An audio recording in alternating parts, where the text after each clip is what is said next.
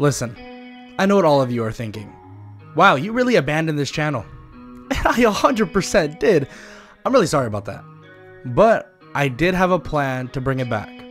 I wanted to find some things that I actually enjoy talking about, enjoy doing. And we're here. We are here for what if the Saiyans knew about hybrid potential. Or what if they knew about it early. Now, as always, make sure to leave a like, a sub, and a comment down below, all that good stuff.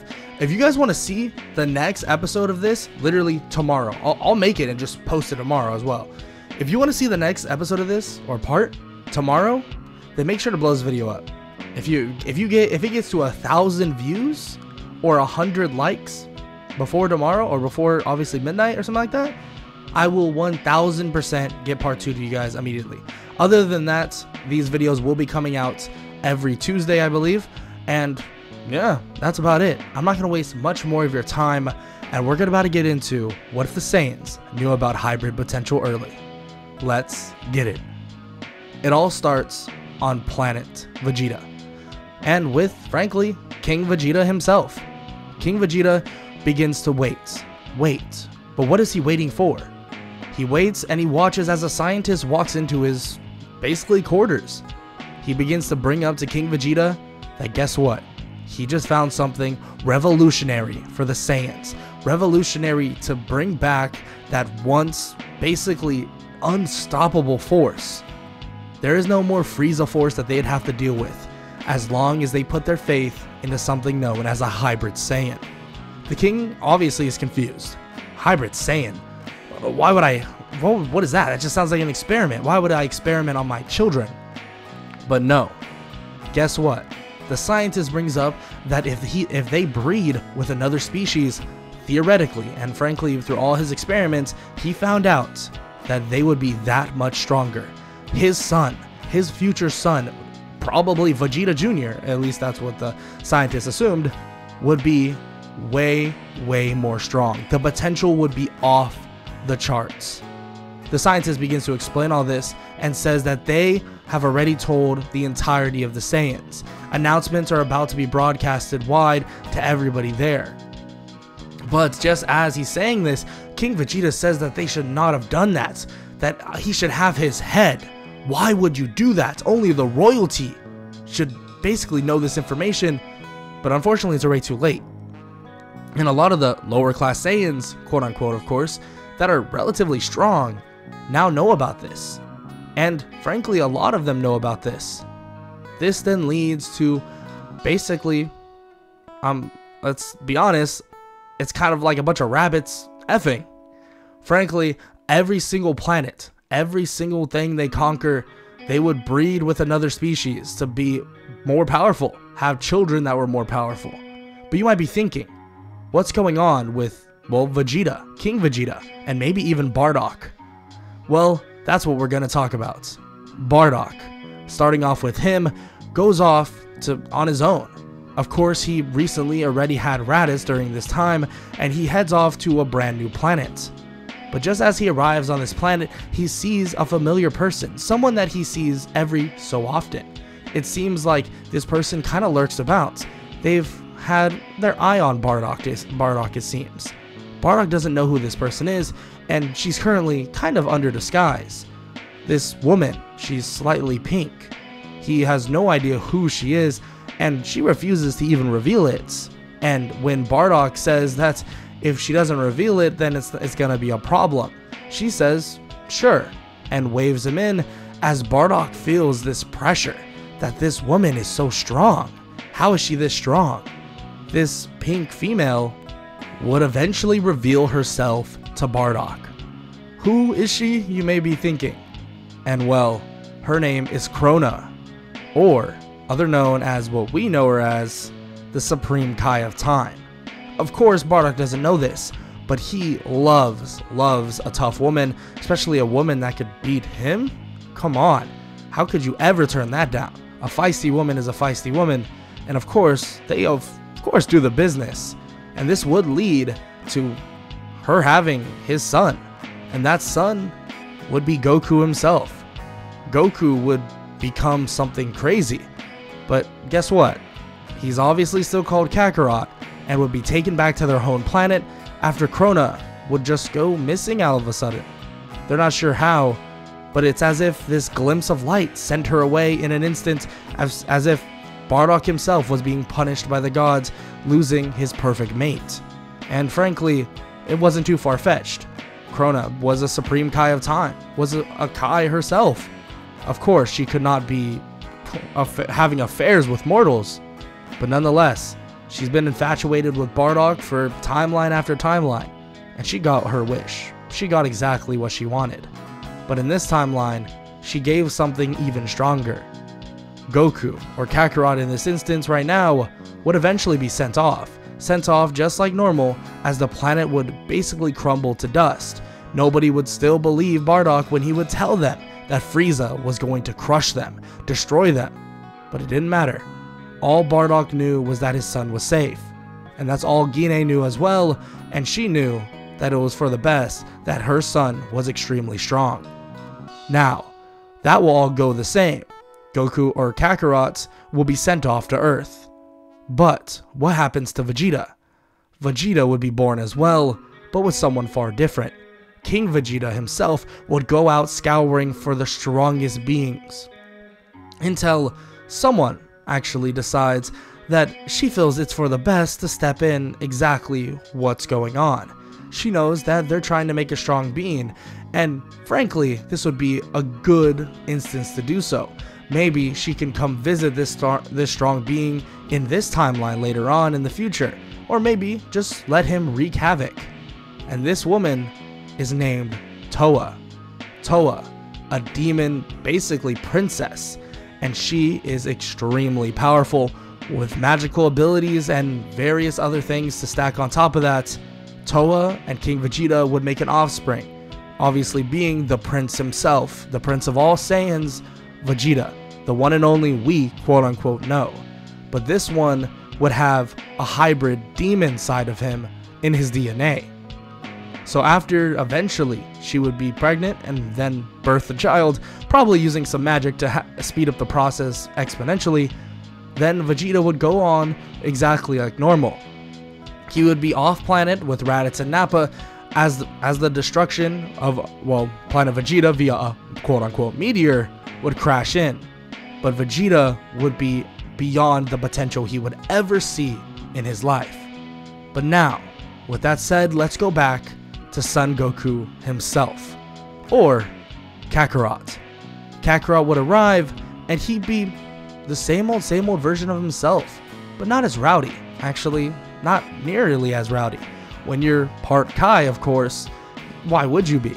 You're so calm, relaxed, at peace with your power. This is what Kakarot is.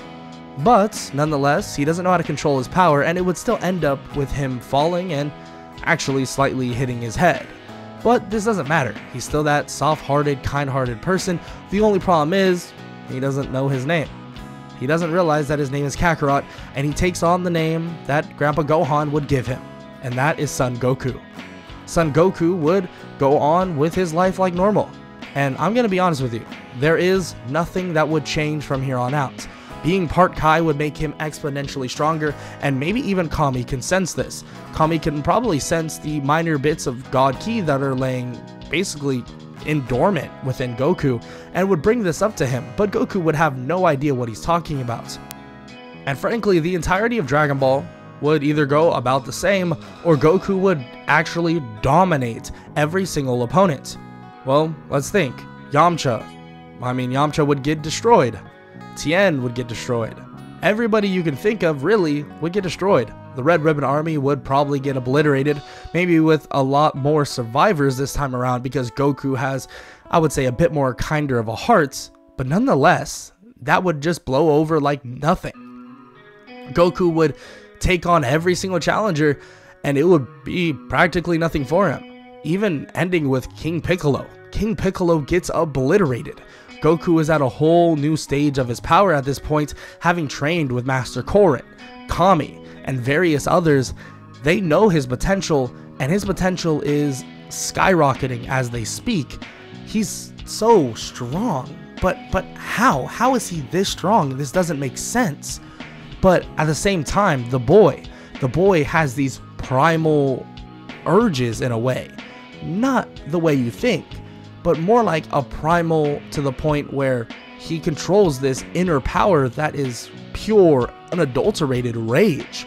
And one day while training to get ready once again for actually his quote-unquote rematch with Piccolo, which would be just, you know, Piccolo's offspring, or King Piccolo's offspring, he finds a power within him.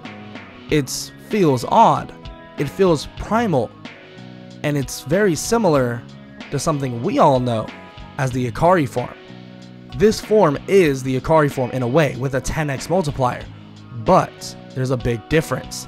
This form isn't based fully off of rage. It also has God Ki intertwined within it and giving a 10x multiplier. So more or less it's a hyper version of the Ikari form. I feel like that's the easiest way of explaining it, I guess. He doesn't know how to use this. Of course, he feels his body aching when he does, but he knows that the power is limitless with that form. It feels that way. Goku remarks about this, that it's so strong. He's not sure what to even think in terms of, well, how to advance the form, but this would then lead him to eventually joining the martial arts tournament. Knowing of Piccolo's existence, he wants a good fight. That part of him will always stay within Goku. He begins fighting after tournament opponent after tournament opponent, defeating every last one of them. So easily, in fact. Piccolo, on the other hand, gives him a mildly slight challenge. Piccolo actually trained even harder, knowing how strong Goku is, and he's almost able to kind of match up with him in base power. Or at least that's what Piccolo thought. Goku only using half of his power, frankly, is far above Piccolo, maxing his power out and then even showing Piccolo a new stage of the Ikari form, or we can call it maybe a pure Ikari form, and a new level of that power. Piccolo's in shock and awe. Piccolo gets slammed to the ground, knocked out, and thrown off the stage in a matter of seconds.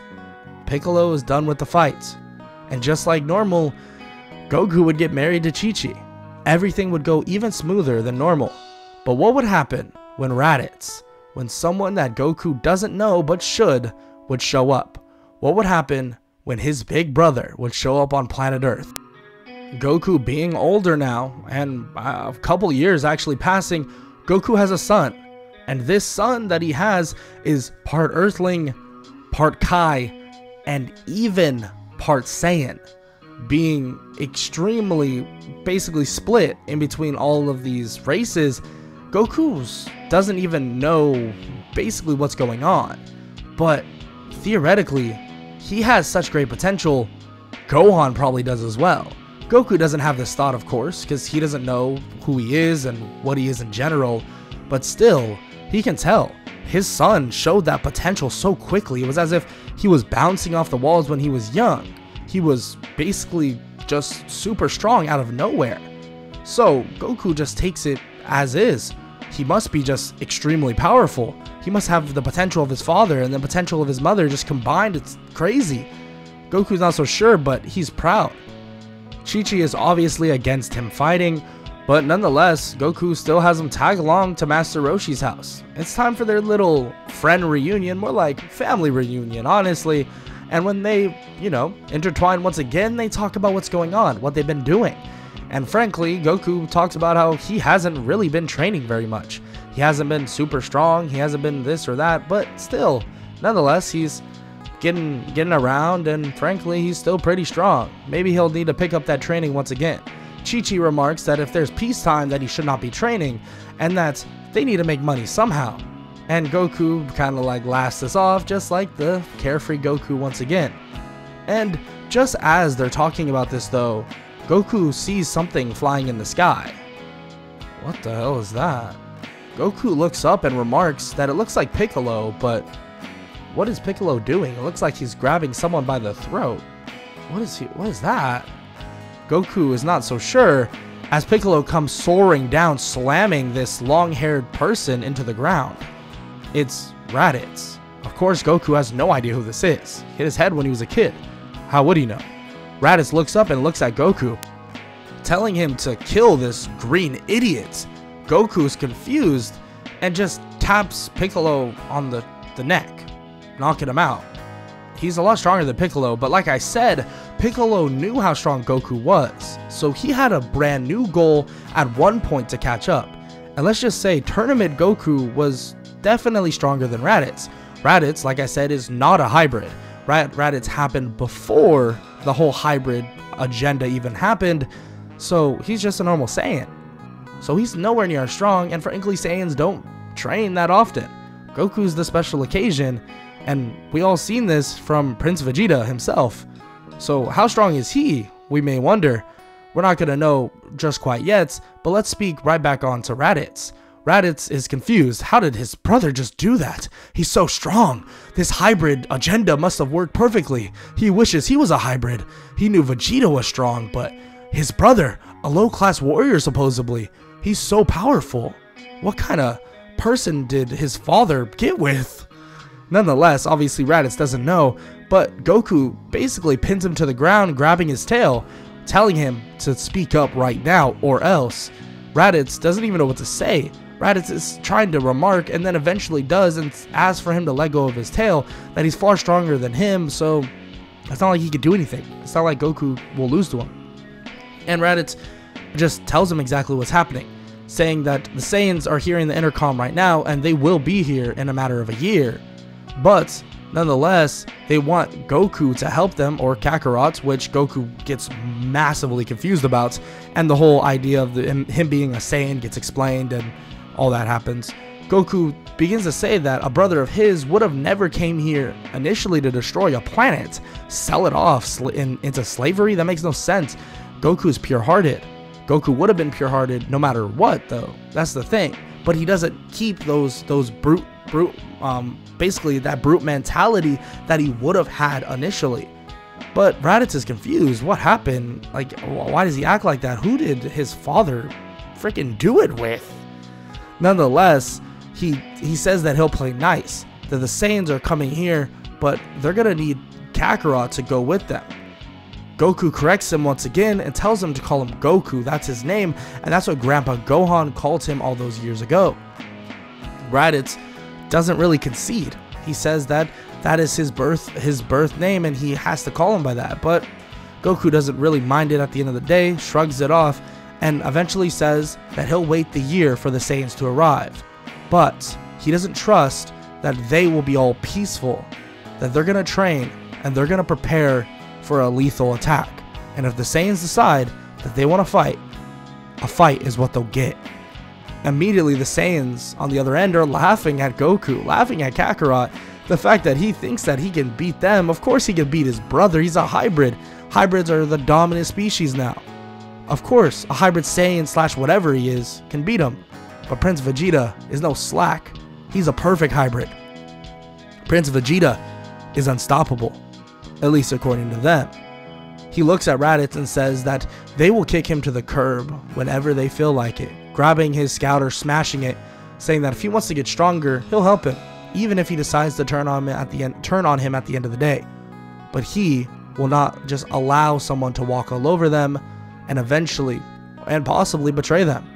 Goku is a far bit smarter in this reality. Of course he hit his head, but he is smart. So he knows that there is a hidden agenda beyond all of this and wants the safety of the people on Earth that he loves and cares about so much. But nonetheless, the training will begin, and maybe even Piccolo will be included. His training with his son, himself, Raditz, and the entirety of the Z Fighters will finally commence, as the two Saiyans that they've heard about begin their voyage to Earth, and the Prince himself, the half Saiyan, half Demon, will then clash with the half Saiyan and half Kai. But guess what? You'll have to find out what happens on the next part of What If the Saiyans Knew About Hybrid Potential. I hope you all enjoyed. If you did, make sure to leave a like, sub, and comment down below. Sorry my voice is a little raspy. It's a little bit late. By a little bit late, I mean it's 3 a.m. and my voice hurts. So that's why it sounds raspy. Sorry about that. But nonetheless, I hope you all enjoyed and I hope all of y'all have an amazing day. Later.